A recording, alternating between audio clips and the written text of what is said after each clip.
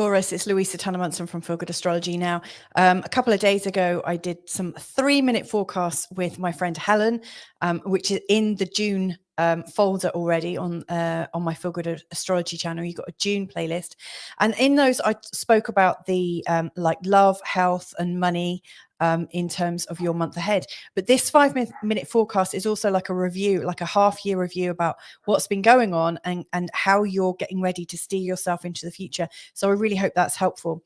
Now, the thing that I want to focus on in particular is the position of Pluto, Saturn, Neptune, Chiron, Jupiter, Uranus, and the nodes. So it's all the stuff that's moving very, very slowly. Now, from your perspective, there's a lot of change for you. You know, when we think about how it was at the start of the year, you had Jupiter and Chiron in your 12th house. And so Jupiter would have been really bringing up a lot of insecurities, a lot of old patterns that you've wanted to shift. It would have inflamed a lot of the things that you might feel a bit sore about, you know, and not mention too much about.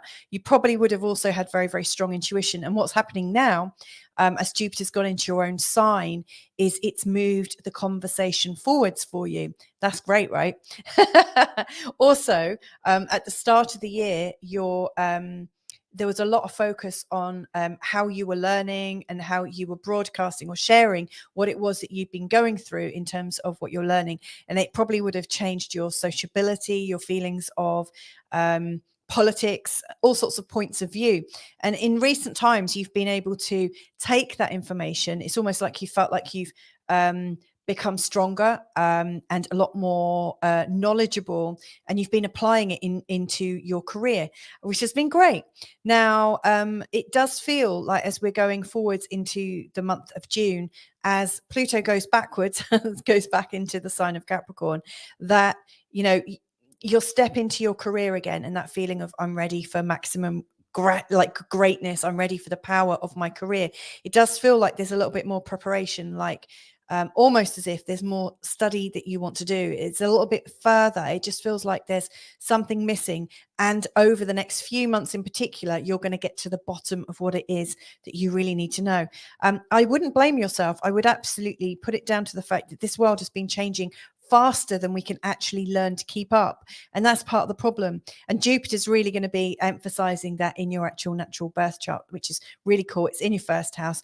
It's go time. So it's really cool. Now, in terms of Saturn's change from your career into the 11th house, I would say it's offered up some greater opportunities for you to collaborate as well. So I would imagine that from the first half of the year, you've actually got stronger relationships with some of the people that you've been working with over these years. You've been thinking about collaborating, but not quite. And this has actually sown the seeds for you to be able to get some very strong relationships, some very strong, what's the word I'm looking for?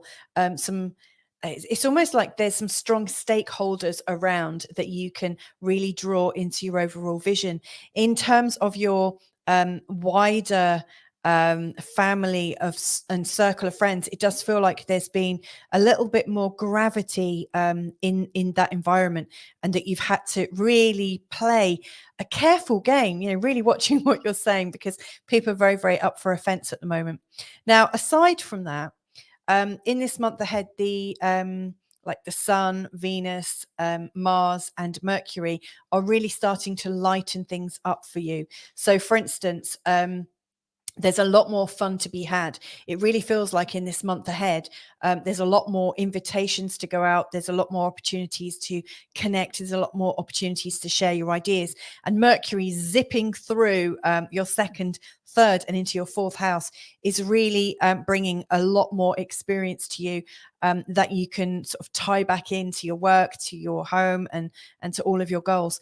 The last thing that I think is worth mentioning is Venus is coming into contact with Mars in the sign of Leo as this month progresses. And I think that's bringing a lot more sensuality home, and a feeling of natural balance between man and woman, left and right, yang and yin, and this, that, and the other. So it does feel like there's a lot more warmth, a lot more heart, a lot more vitality at home. And I think that will be something that you'll really look forward to. If you found this useful and you want to know more about the outer planets, please do check out my other playlists. I've got one on Pluto, one on Chiron, one on Uranus, Uranus, one on the North Node, and Saturn as well. So that can also give you some really big hints and clues for your future. Anyway, lots of love to you. Take care. Have a great June and rest of year. Bye for now.